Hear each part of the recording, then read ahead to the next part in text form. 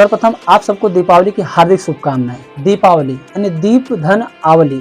दीप का मतलब होता है दिए, आवली का मतलब होता है एक कतार में लगे होना।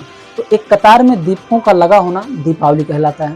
माना जाता है कि दीपावली भगवान राम के अयोध्या वापस आने के उपलक्ष्य में मनाया जाने वाला त्यौहार है। लेकिन यहाँ पे एक प्रश्न उठता है कि अगर दीपावली भगवान राम के आने पर मनाया जाता है तो दीपावली के दिन माता लक्ष्मी की पूजा क्यों की जाती है। देखिए, दीपावली की कहानी सतयुग से शुरू होती है। सतयुग में जब देवता और असुर ये दोनों मिलकर समुद्र मंथन करते हैं तो समुद्र मंथन के दौरान विष और अमृत दोनों निकलते हैं। उन्हीं के साथ 14 रत्न भी बाहर आते हैं और उन 14 रत्नों में से एक रत्न माता लक्ष्मी भी थी।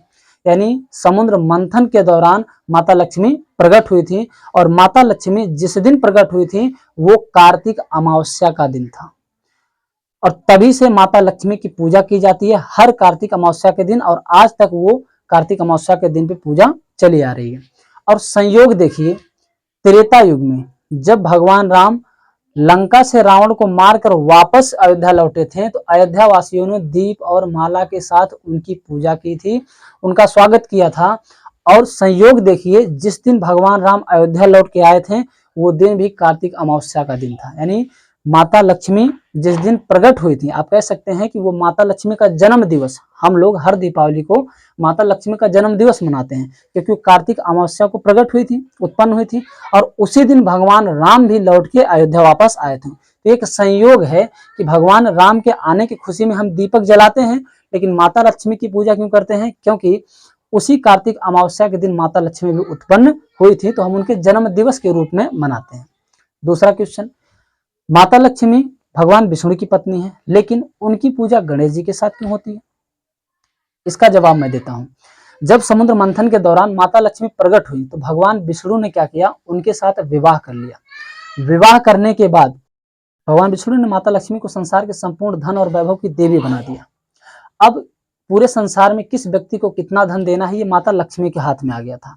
माता लक्ष्मी ने आसानी के लिए कुबेर को कंसल्ट किया, कुबेर को बुलाया और कुबेर से कहा कि आप पूरे संसार में देखिए किसको धन की आवश्यकता है, आप मुझे बताइए उसका नाम, मैं उसके ऊपर धन की वर्षा करूंगी, कृपा करूंगी, उसे सुखी रखूंगी।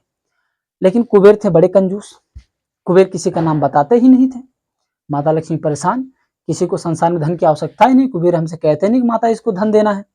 अब माता लक्ष्मी ने विष्णु भगवान को बुलाया और विष्णु भगवान से कहा कि प्रभु कुबेर किसी को बताते ही नहीं किसको पैसा देना है, धन की वर्षा करनी है। तो विष्णु भगवान ने कहा आप गणेश जी को बुलाइए।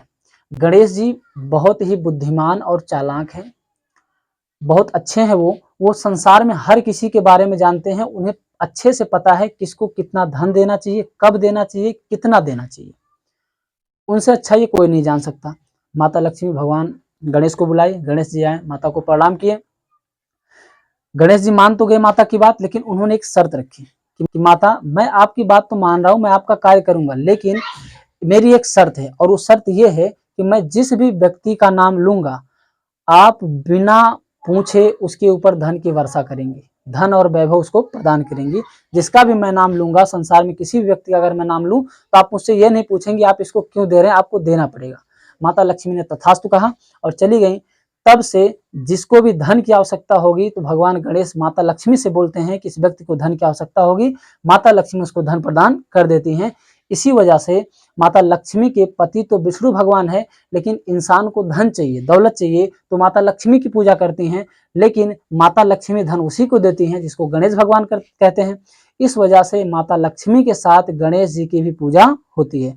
तो आपको दो चीजें समझ में अच्छे से आ गई होंगी कि भगवान राम के वनवास से लौट के आने के बाद उनका स्वागत फूल मालाओं से किया गया था, दीप जला के किया गया था। उसी दिन से दीपावली मनाई जाती है। उसी दिन कार्तिक अमावस्या था, क्योंकि कार्तिक अमावस्या के दिन ही सतयुग में समुद्र मंथन के दौरान माता लक्ष्मी प्रकट हुई थी। इसलिए जन्मोत्सव के रूप में हर कार्तिक अमावस्या को माता लक्ष्मी का पूजन किया जाता है। और संयोग ये है कि भगवान राम भी उसी कार्तिक अमावस्या के दिन लौट के आए थे, इसलिए दीप जला के हम भगवान राम का पूजन करते हैं और माता लक्ष्मी की पूजा, माता लक्ष्मी और गणेश जी की पूजा करके हम ये उनसे अपेक्षा करते हैं कि आप हमारे परिवार के ऊपर, हम लोगों के ऊपर धन की वर्षा करें तथा अपनी कृपा दृष्टि बनाए रखें। आई होप आपको ये जानकारी अच्छी लगी होगी और अगर आपको ये थोड़ा सा भी अच्छा लगा हो तो आप इसको लाइक कीजिए, वीडियो को ज़्यादा से ज़्यादा लोगों के पास भेजिए ताकि सबको इसके बारे में पता हो।